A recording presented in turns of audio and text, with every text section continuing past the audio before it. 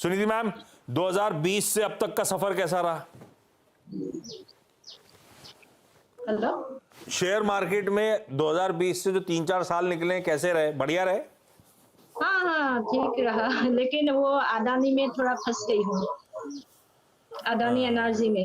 Adani, Adani energy, हाँ। पहला सवाल वही ले लेते हैं, अदानी एनर्जी कितने पे लिया हुआ है? ये आपका था अमाउंट था 3976 में लिया था फॉर क्वांटिटी, ज्यादा नहीं था, लेकिन वो मतलब डाउन होने से पहले ले लिया था। Adani energy Adani solutions. Green energy नहीं, अदानी एनर्जी था। अदानी एनर्जी था, सही कह रहे हो, वो गया भी था 4000 तक, वहां से करेक्ट हुआ था बुरी तरीके से, और यही वो स्टॉक है जो अब तक सुधरा नहीं। नहीं नहीं, अदानी ट्रांसमिशन था, ट्रांसमिशन अभी चेंज हो गया है उसका। अदानी ट्रांसमिशन है आपके पास? हाँ हाँ, हाँ, तो एनर्जी। अदानी एनर्जी वही, Adani energy solutions Adani transmission ही हुआ है। हाँ हाँ वही है। हाँ, यही वो गया भी था। सारा लंबा वाला चार्ट खोलिएगा डॉक्टर साहब, 3 साल वाला, 5 साल वाला कुछ खोलिएगा तो दिखेगा वो 4000 तक गया, वहां से अचानक वो खबर आई, उसके बाद करेक्ट हुआ। बाकी तो स्टॉक चल गए, अदानी ग्रुप के 2 नहीं चले, एक अदानी विल्मर ढंग से नहीं चला और एक अदानी एनर्जी सॉल्यूशन नहीं चल के दिया, और मैम यहीं फंस गई हैं, मयूरी मैम। सतपति साहब क्या करना है? अपनी खरीद तो बहुत ऊपर की है, 4000 रुपए की है, 1000 रुपए पे खड़ा है स्टॉक। जी जी जी जी। आशीष जी, मुझे लगता है कि अडानी में एक्चुअली बहुत सारे लोग फंसे हुए हैं, और जिस तरह से उसमें शार्प फॉल आया था, उसके बाद वो स्टॉप लॉस लगाना तो दूर, एग्जिट सोच ने भी डर लग रहा था कि मैं क्या इस लेवल पे एग्जिट करूं, क्या करूं। तो ये दिक्कत वाली बात हुई है, मैं बिल्कुल मानता हूं। जगह नहीं थी स्टॉप लॉस लगाने के लिए, लेकिन अगर आप थोड़ा सा फ्रेश सोचे करंट लेवल से, तो मुझे लगता है 1000 के नीचे जाएगा, ऐसा मुझे लगता नहीं है।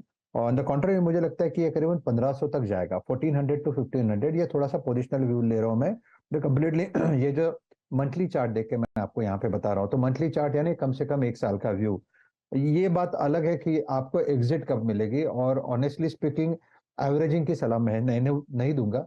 द रीजन क्योंकि बाजार ऑल टाइम हाई पे खड़ा है, और ये कहीं ना कहीं थोड़ा सा लगार्ड है, सबड्यूड है।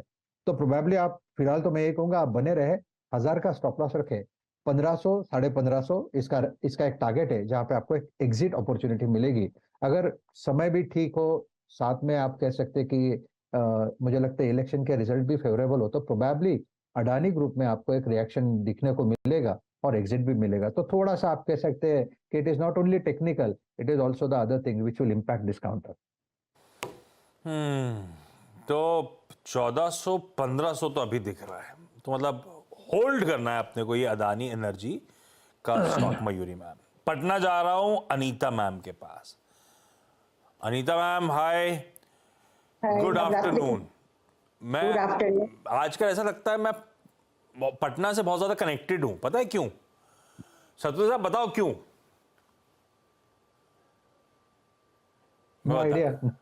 आप गेस्ट नहीं करते हो। 2 दिन से मैंने महारानी शुरू करी है, सीजन 1। तो मैं बहुत कनेक्टेड फील कर रहा हूं पटना से। अच्छा अनीता मैम, कब से शेयर बाजार से जुड़े हो, कितना टाइम हो गया? आपने देखी ना महारानी वो सीरीज? नहीं, अभी तो नहीं देखी हूं। मैंने अभी शुरू करी है, सीजन 1 ही शुरू करा है, अच्छी लग रही थी मुझे। अनीता मैम, कितना टाइम हो गया शेयर बाजार में? मैं 1 साल से जुड़ी हुई हूँ। 1 साल से, और खुद ही अपने स्टॉक चुन रहे हो? कोई गाइड कर रहा है, मदद कर रहा है? कैसे हो रहा है स्टॉक पिकिंग? नहीं, मैं खुद से चुनती हूँ, और थोड़ा बहुत CNBC आवाज देख के। ऐसे मैं गावा सर को फॉलो करती हूँ और अनुज सिंघल जी को। गावा सर और अनुज जी दोनों सुन रहे होंगे, दोनों का सीना फूल रहा होगा। गावा सर तो खास तौर पे सुन रहे होंगे। तो गावा सर का सुनती हो, मतलब जो गावा सर कहते हैं वो पिक ले लेते हो आप, स्टॉक ले लेते हो? हाँ, मैं उनका पिक लेती हूँ। और कमाई करके दे रहे हैं वो स्टॉक्स? बढ़िया। अभी तो बस ठीक ही ठाक है। जो बोलते हैं वो स्टॉप लॉस लगाते हो आप? क्या सर? जो बोलते हैं पूरा पूरा वैसे स्टॉप लॉस वगैरह लगाते हो, नहीं लगाते हो आप? नहीं, मैं स्टॉप लॉस नहीं लगाती हूँ, क्योंकि वो हिट कर जाता है तो फिर मुझे अच्छा नहीं लगता है। हाँ सतपति साहब, इसका क्या करें? हम रिटेल को अच्छा नहीं लगता स्टॉप लॉस लगाना, वो हिट कर जाता है तो बुरा लगता है, ऐसा लगता है पड़े रहने दो, आज नहीं तो कल ऊपर चला जाएगा।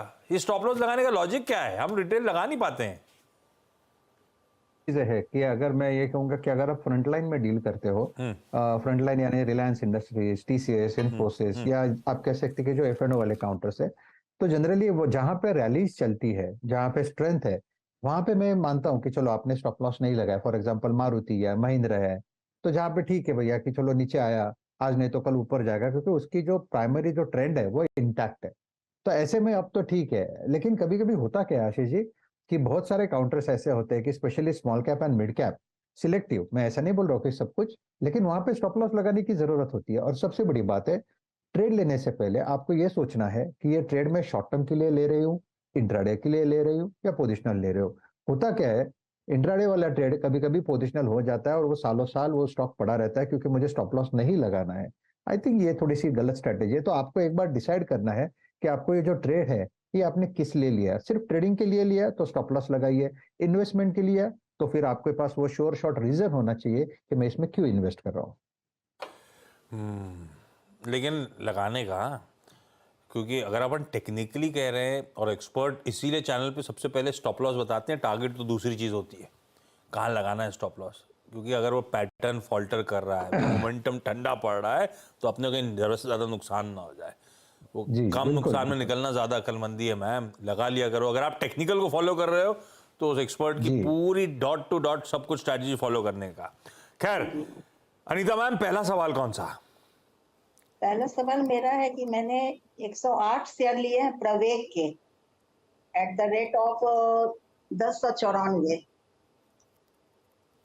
1094। प्रवेग का आइडिया कहाँ से आया? ये तो मुझे लगता है गावा सर ने नहीं बताया होगा। नहीं नहीं, ये आइडिया तो वो जो अयोध्या का थीम चल रहा था और ये लक्षद्वीप का जो न्यूज आ रहा था, वो देख के मैंने बस चलती ट्रेन में चढ़ लिया। और जैसे मैं चढ़ा कि थोड़ी देर बाद ट्रेन रुक गई, मैं बैक हो वो गई। पटना की ट्रेन थी, पटना में ही खत्म हो गई। ये फंस गया मामला। ये रेट मेरा एवरेज करके है। अरे मैं तो और भी महंगा ली थी, 1285 पे ली थी। अच्छा।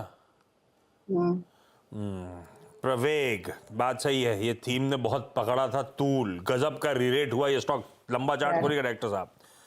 ये कंपनी वैसे एग्जीबिशन वगैरह के लिए जानी जाती थी, फिर इसने वो मेरे ख्याल से वाइट रन में टेंट सिटी डाली, फिर धीरे धीरे करके वो जो स्टैचू ऑफ यूनिटी वहाँ पे, फिर अयोध्या के टाइम पे इसके चर्चे चले कि वहाँ पे भी टेंट सिटी खड़ी करेंगे। ये आप सही कह रहे हो, बहुत तूल पकड़ा, बहुत मोमेंटम आया। सत्य साहब क्या करना है?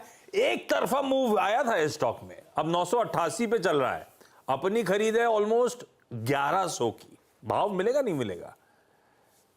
आशीष जी, मैं वही देख रहा हूँ कि इसमें क्वांटिटी कितनी ट्रेड होती है। लाख शेयर ट्रेड होते हैं, लाख 1.5 लाख शेयर ट्रेड होते हैं। क्योंकि ये काउंटर मैंने पहली बार मैं चार्ट पे देख रहा हूँ, to be very frank with you.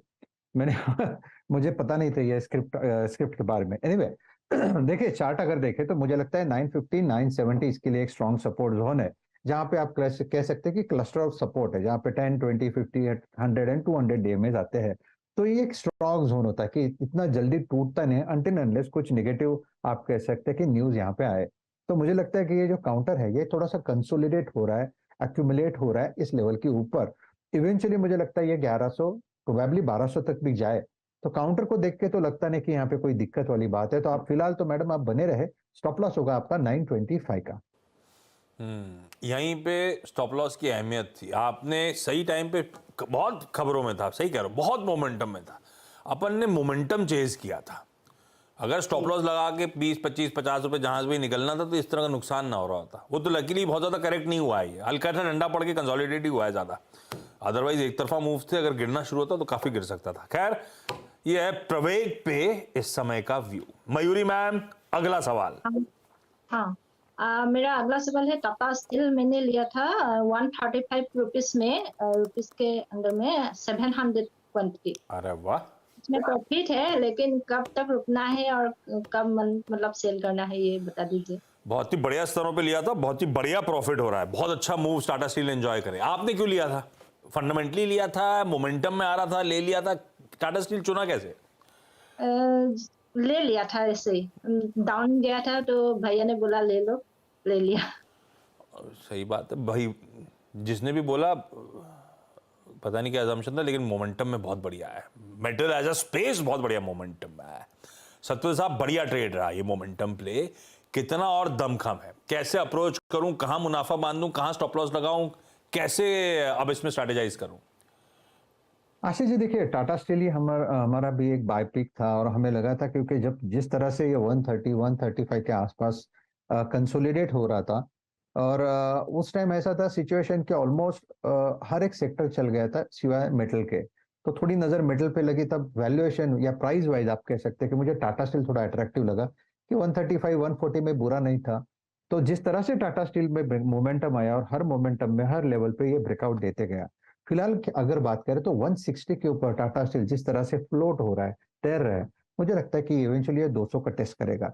Probably यहाँ पे एक बार डिप भी आ जाए, 160 का लेवल टेस्ट हो जाए, ये सब वोलेटिलिटी आपको डाइजेस्ट करनी पड़ेगी। 150 का स्ट्रिक्ट स्टॉप लॉस होगा, सामने 200 प्लस का टारगेट लेके टाटा स्टील में काम करे। वाह, 200 प्लस, 135 की खरीद।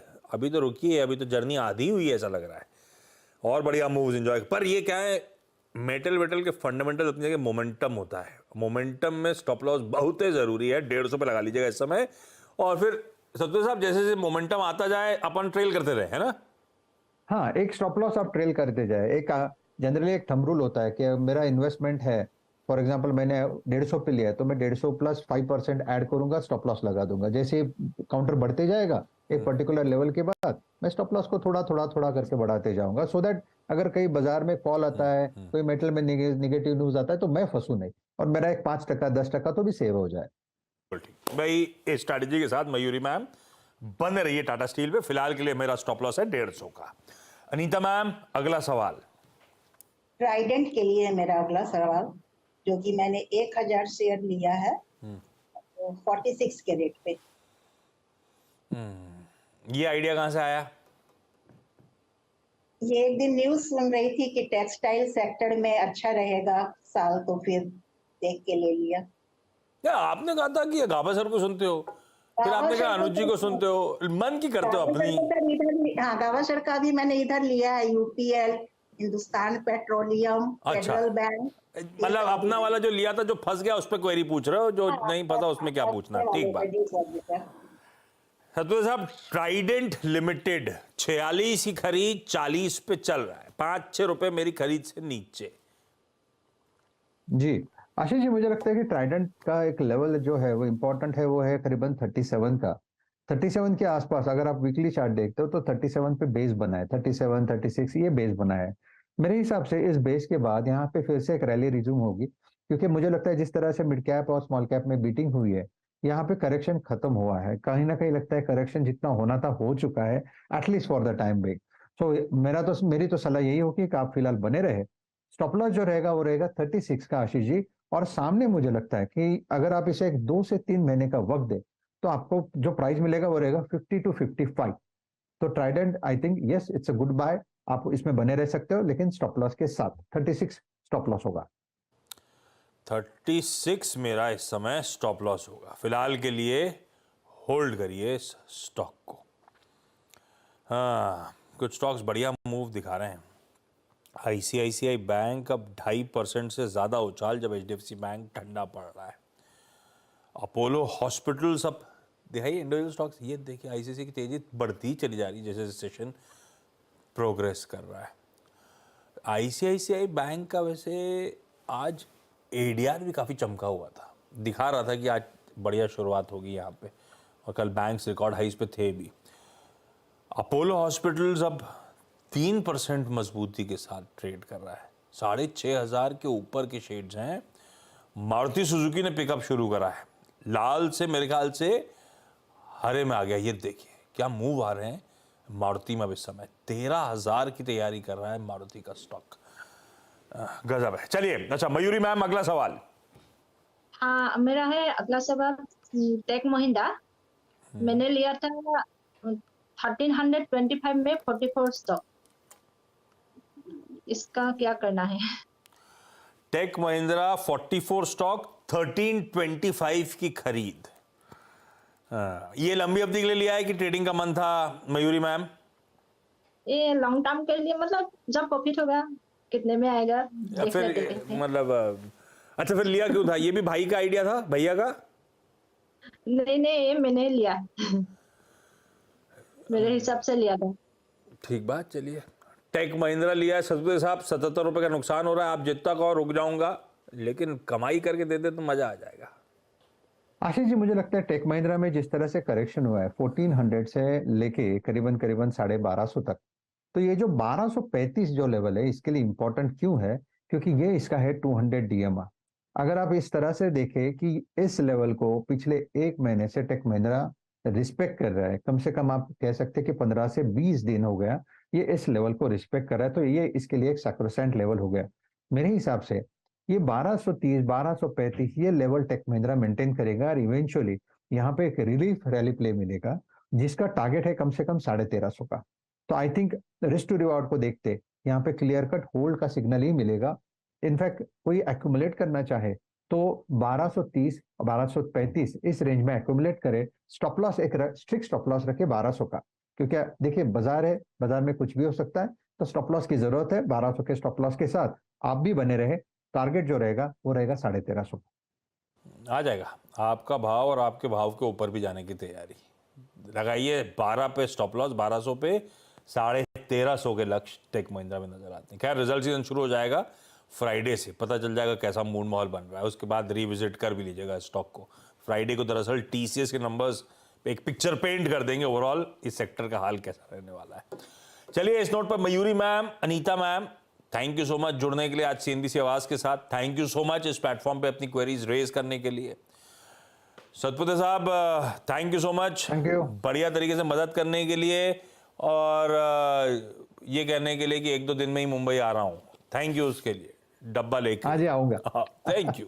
चलिए ब्रेक ले रहा हूँ, ब्रेक के उस पार एक क्विक मार्केट चेक।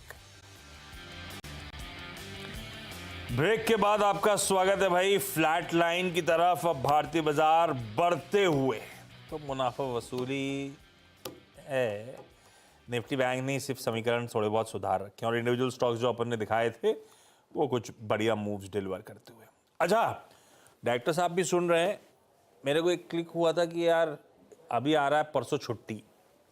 डायरेक्टर साहब सुन रहे हैं ना, तो कल ही अपन ऊपर से शो करेंगे, क्योंकि इस फ्राइडे ऑनवर्ड्स अब से 12:30 बजे आवाज का वीकेंड स्पेशल लौट रहा है।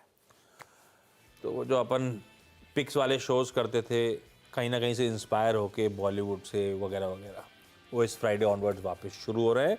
तो अब से वो वीकेंड स्पेशल या न्यूज़ रूम स्पेशल जो है थर्सडे को होंगे, और इस बार थर्सडे छुट्टी है तो कल वेडनेसडे को ही वहाँ से करेंगे, उसको भी छोड़ेंगे नहीं, तो अपन करेंगे कल वहाँ से करेंगे और फ्राइडे ऑनवर्ड्स अब से वो वीकेंड स्पेशल की शुरुआत करेंगे। चलिए इस नोट पर कल आपसे 12:27 में वापस न्यूज रूम से आवाज के मुलाकात करेंगे। आप लोग अपनी क्वेरीज भेजते रहिए। नमस्कार। बता दें कि मनी कंट्रोल पर दिए गए विचार एक्सपर्ट्स के अपने निजी विचार होते हैं। वेबसाइट या मैनेजमेंट इसके लिए उत्तरदायी नहीं है। यूजर्स को मनी कंट्रोल की सलाह है कि कोई भी निवेश निर्णय लेने से पहले सर्टिफाइड एक्सपर्ट की सलाह लें।